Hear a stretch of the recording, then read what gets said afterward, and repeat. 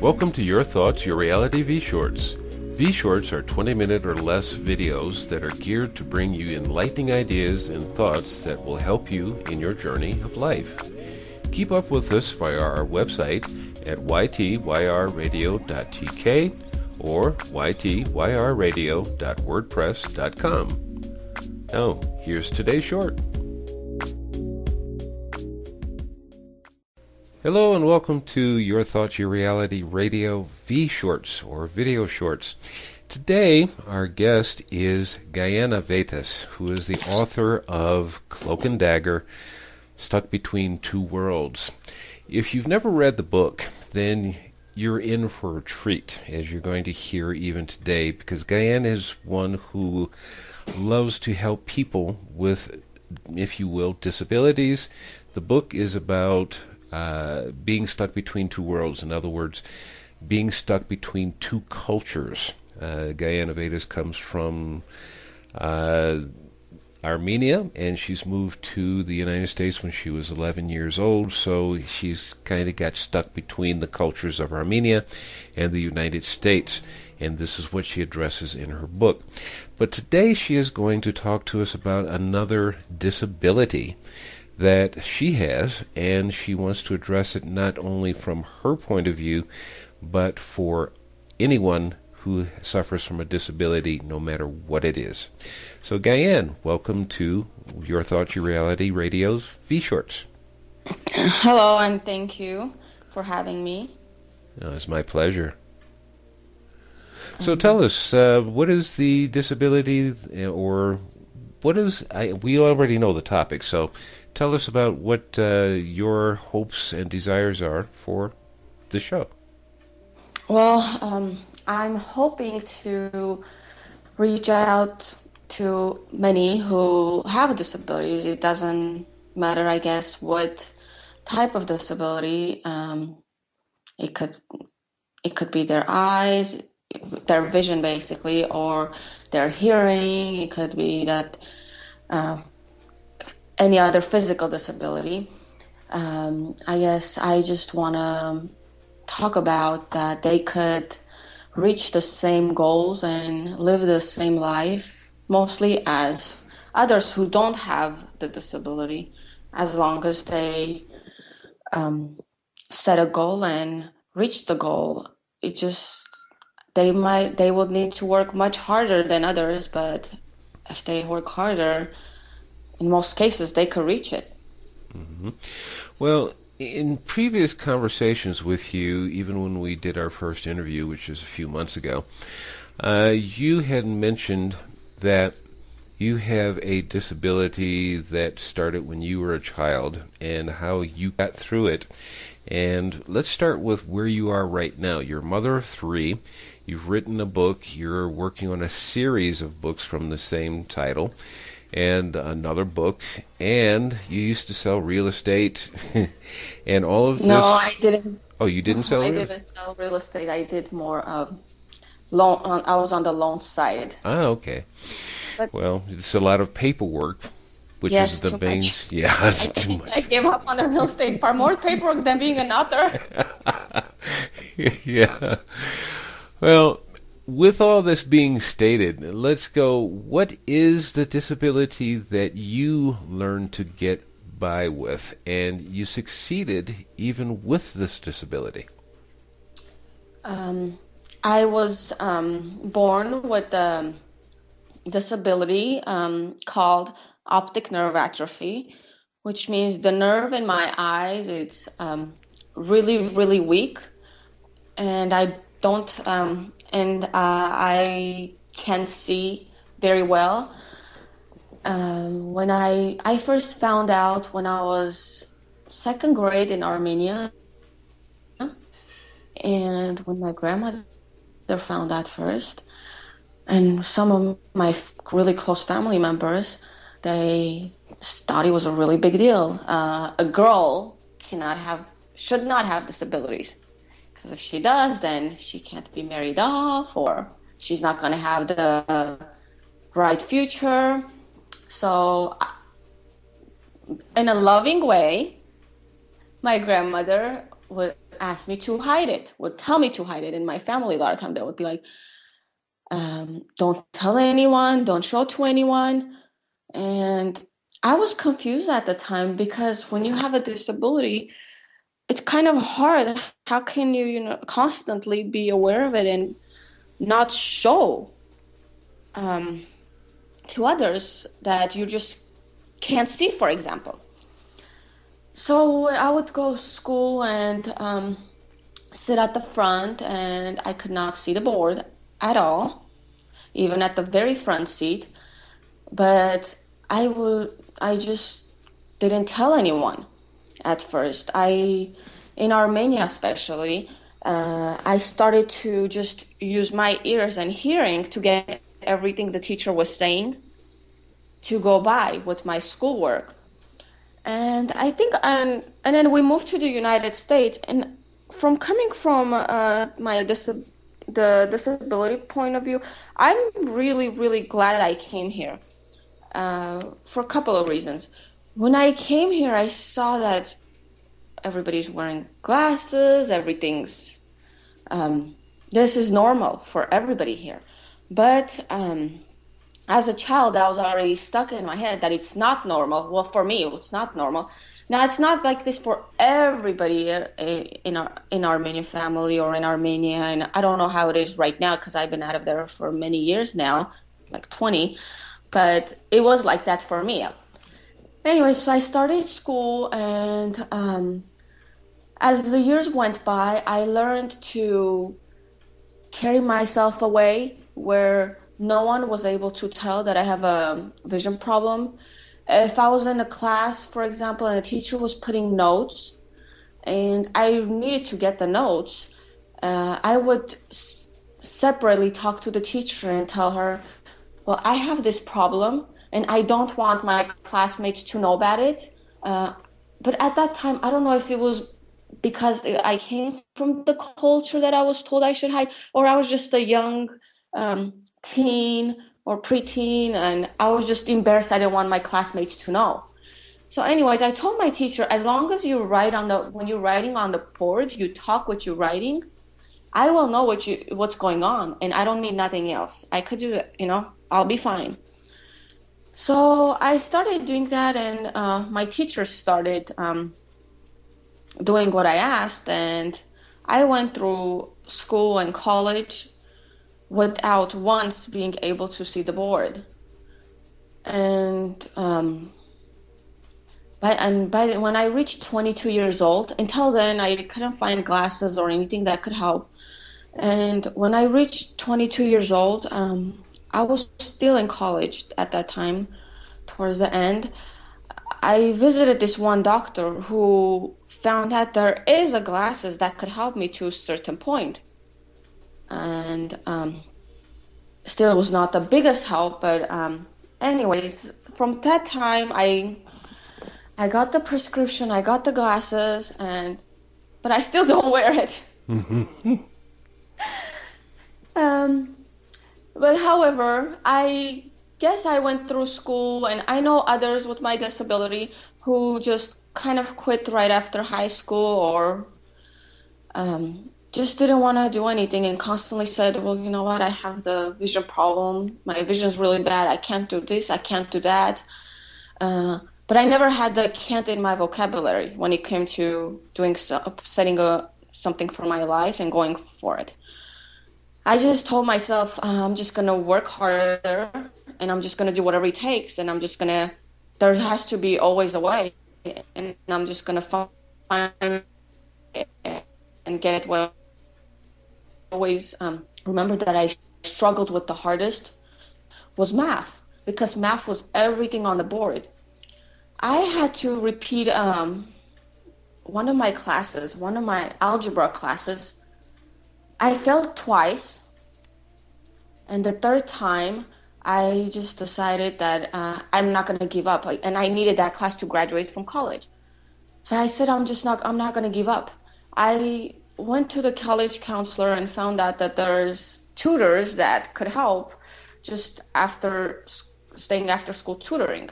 It wasn't because I wasn't getting the material. It's just I was not able to see the teacher explaining it to get the material. Even though with writing, when they're writing notes, you could easily see and, I mean, you can hear and just write the words. But math, you kind of have to see how they're putting the equation on the board visually to understand, to process it. Mm-hmm. So I went and every day that I had a math class, right after my math class, I went to the tutoring lab, and it took me, maybe others would go there and stay there an hour, 30 minutes, just get help on one problem or two. But I had to go there to get help on the entire chapter that the teacher explained that day. But I took my time. I just didn't want to give up and went there and stayed 3 hours, sometimes even 4 hours at the math lab and got all my work done and went home and passed math like that to be able to graduate. And after that, couple of years passed, I realized that I always wanted to write a book. And one day I just sat and started writing. Yes, it's much harder. It was much harder for me because my screen has to be a little larger than others, and my eyes get tired much faster because I guess looking at the screen for my eye condition is just a little bit, it takes more energy from my eyes to be able to. You have to focus a lot more. Longer than others. But I still didn't let that stop me there. I found ways to be able to handle it or break it into times and give me more breaks, but do what I would need, what I had set in my mind to do. And I ended up writing my first book and getting it published. It published this July. And I finished 2 more manuscripts. They're what the editors right now should be ready to publish next year. And now I'm working on my 4th book. But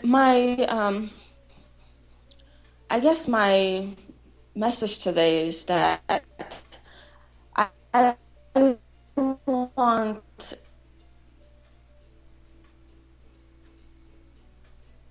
disability not to hold them back, dream goal they have set. It takes a lot more energy. It's so much harder to reach a goal with disability. But with hard work, I believe that anything could be done. It just takes a lot of work, that's all. A lot of work and time, but everything's reachable. Oh, yeah. It's right now I have 3 kids, a husband, family, and to me, it's, I guess, from a little kid, since I always hid my disability, it came to a point over the years where even my bestest friends of years would not be able to know that I have a vision problem unless I tell them. So I just learned to carry myself that way. And I think for me, I learned to carry myself that way where I could do my makeup. I could just do anything, almost anything as someone who doesn't have the disability as I have. Because I guess because it goes back to my grandmother telling me I have to hide it. So I learned ways to do things, deal with things where I just didn't let other people know that I have this problem. And it just became, a lot of time I even forget I have the disability now. And that's going to be a problem for me if I set a goal, or I'm going to have to look for ways to reach that goal. Yeah, but what I'm hearing here and what I can admire in all of this is that you're not looking for pity, you're not looking for handouts. No. It is, this is who I am, this is what I have to deal with in my life, and I want the satisfaction of being able to do it myself. Yes, you got it right on point. That's exactly what I'm saying. Yeah, there is a certain amount of satisfaction in doing something on your own with minimal amount of help from anybody, because we live in a society where we need occasionally a helping hand from somebody, but that's different from a helping hand is different than a handout. Yes, of course. Anyone, even a person without a disability, needs a minimal help for something. So exactly my point. I guess my message is just if you have a goal, don't say you can't do it just because you have the disability. Give it a try, or think of ways that you can make it work where you know, whether you want to write a book, whether you want to be an engineer, whether you want to be a nurse, whether you want to be a school teacher, whatever. Uh-oh, we lost our Just signal again. a person could put their mind and just try. Yeah. Exactly. And then, well, okay, go ahead. I'm sorry. no, I just, there was something on my mind and I just kind of flew away. I guess, some people, this is, maybe the second time in my life that I'm talking about it. I have never really talked about it. So for me to come out and say all of this is a really, really, what's the word I'm looking for? Hard, but at the same time kind of relieving. Is that relieving? Yes. Yeah, relieving.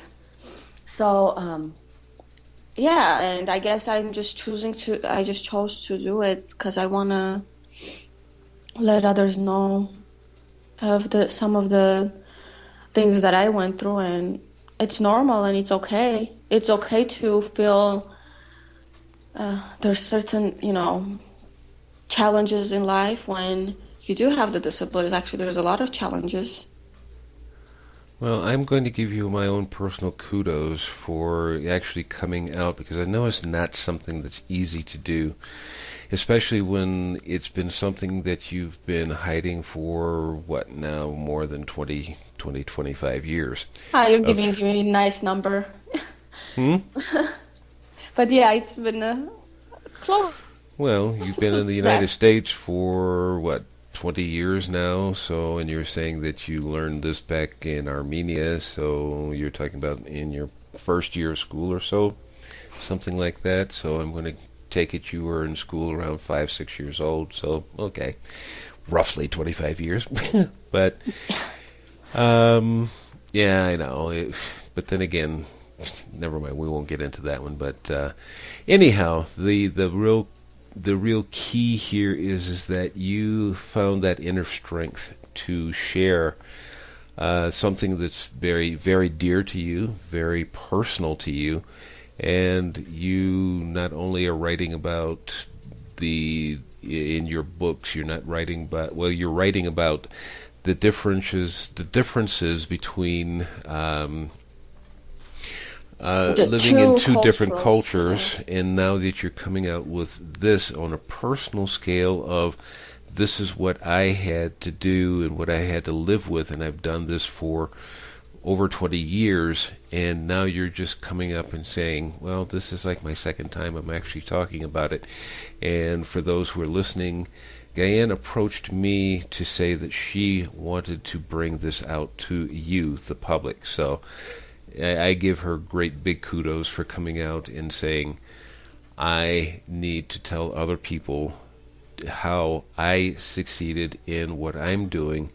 And success is a personal thing, so it's not saying that you have to be an accomplished author or something along those lines. You find what you're looking for, and if that's what you really have a passion for, what Gayane is saying is go for it. There's always a way to do it. Exactly. That's very true. It doesn't. Yeah. For everybody's success is a different definition. You know, in their mind, it's different for everybody. So, just whatever you want to do with your life, the goal.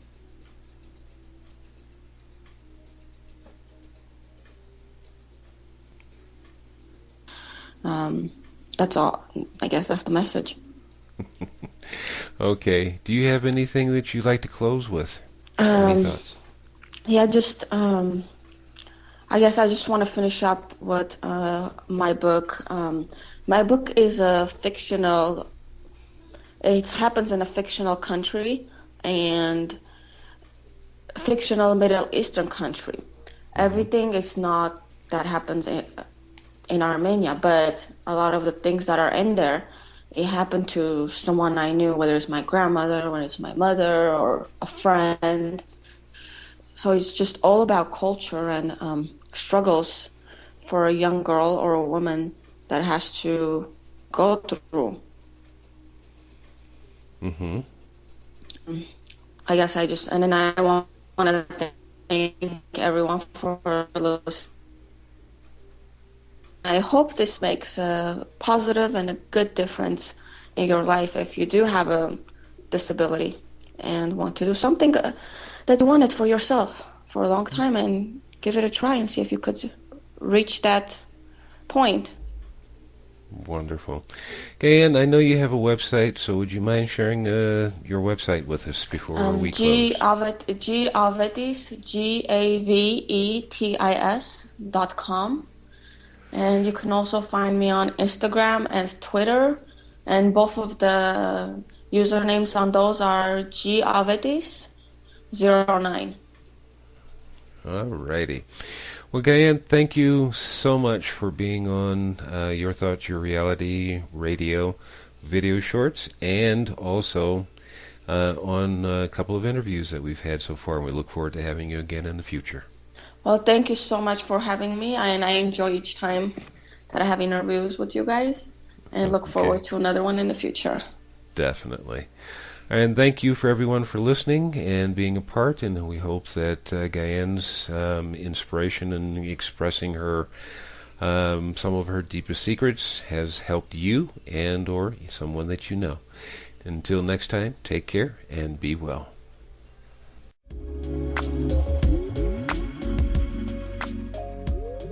Thank you for listening and viewing our V-Short segment.